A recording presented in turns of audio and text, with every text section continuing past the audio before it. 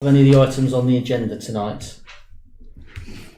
Yeah. No declarations? Yeah. Thank you very much.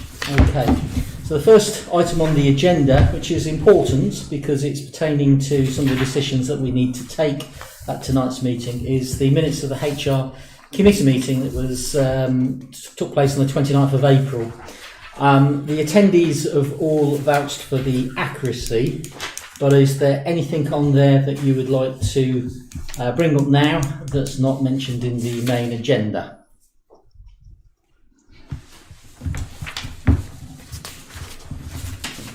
No? No, thank you. Okay, thank you very much. That's just for information.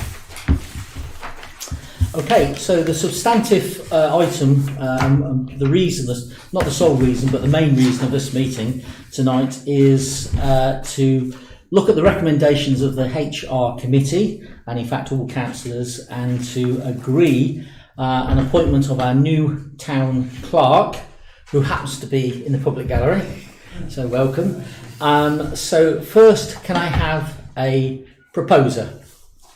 That's Councillor John Watkins. And a seconder, Councillor Jim Toogood. And can I have a show of hands, please? That is unanimous. Welcome to the council, Catherine. And it's good to see you. Okay. You can breathe a sigh of relief now. It's official. And my personal commiserations. No, John, you're spoiling it. Okay. Okay. The next item is quite a substantive item. For members of the public and for the audience online, we obviously have had a committee structure and a working group structure for over 3 years, but this year we decided that we were going to restructure how we do business, and the paper in front of you tells you exactly that. So obviously we are changing our systems from assets and services to sustainability and biodiversity, from HR committee, from buildings and assets and services and community, to the named committees that you see on your paper. And those new committees that are replacing is policy and resources, which is going to encompass budget monitoring, staffing issues, HR matters, health and safety training, website, media, etc. The planning committee is going to be a standalone committee, basically doing the same things, but it's also incorporating the neighbourhood plan, heritage, local history, and responding to strategic plans, Isle of Wight's council strategic plans. Environmental is also going to incorporate transport, so it's going to be dealing with sustainability, biodiversity, but also parks, except buildings, trees, open spaces, allotments, orchard, beach cleaning, etc. Business and community committee is going to be dealing with health and well-being, charities, community events, grants, tourism, supporting local businesses, arts, culture, putting green, etc. And the building maintenance committee is, as it says on the tin, it's going to be dealing with the maintenance of all council-controlled structures, buildings, public toilets, Salisbury Gardens, paddling pool, insurances, etc. So we've had an informal debate about that. So basically, it's to endorse the new structure going into our new financial year. So any questions first? I seem to remember, Steve, that there was something that was going to be moved. Was it something to do with beach safety, was it maybe? That's correct, it has moved. It's moved. It's moved. Okay, it's been done. It has been done. Okay, Yeah. Thank you. So if there's no questions, it's just to ask for a proposer. That's Steph. And the seconder? It's Cassie. And show of hands, please. That's unanimous. Thank you. The next item is the acting up role, business development. So everyone around this table, but for the benefit of the members of the public and the viewing public, we have currently a business development officer who up until last September was on a full-time contract. He was on a 35-hour week contract. For personal reasons, he reduced his contract down to 20 hours.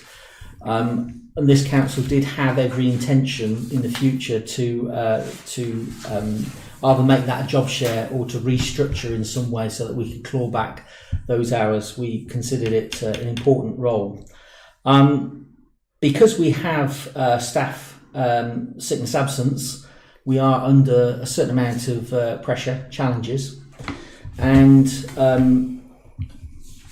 the member of staff that has been helping us also has the abilities to act up in part to assist and help the council and also Nigel in his role as the business development officer. So what we are proposing here is that the employee has a change of role. We can do this legally because it's an acting up role and it's a temporary role, and that we are going to increase his hours from 5 hours to 8 hours per week. So that's the background, and I'd like it put on record as well publicly that I personally myself am very grateful for that member of staff who's put in those extra hours and has kept the plates spinning. That person is over there, Morgan Williams, and I'm sure that the whole of the council agree that he's done a fantastic job of assisting us and helping us to be successful in all our operations. So again, any questions about this? It was discussed thoroughly at HR committee. Okay. So if I could have a proposer then, that's Jim, and the seconder, John Watkins. And show of hands, please. Okay, that is unanimous as well. The next item,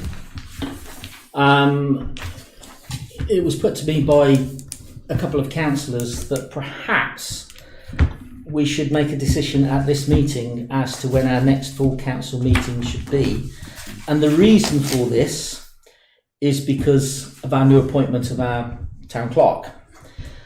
So we are scheduled to have a full town council meeting on the 10th of June, but the council has suggested that perhaps it might be advantageous to have it a week later on the 17th of June, and I tend to agree with that, but I'm open to discussion. Do you want to change it or not? Well, I can do the 10th, but I'm away on a course on the 17th, but I'm just one of many. Well, I think that's an important factor because we are a councillor down at the moment. So that is an important factor. Yeah, I can't get out of this, I'm important. That's absolutely no problem at all. I mean, I've got no hard and fast rule. I said that to the councillor, I'll put it on there. I said, we have enshrined that the next council meeting will be on the 10th, but I have every faith in our new town clerk that she will rise to the occasion and be able to, create all the necessary papers to have a meeting on the 10th of June. But I said that I would put it on, and I have done. Sorry. I must admit, I'm good for the 10th, but on the last day of the festival on the 17th. I should be back, but I make no promises. That's good enough for me. There's two councillors that are indicating that they'd prefer to keep it on the 10th. So I've got no problem with that. So unless there's any other contributions. Julie? No, we're not pirating either day. Thank you. Okay then. Yes. So the decision that we're going to make, if I could have a proposer that we stick to our schedule.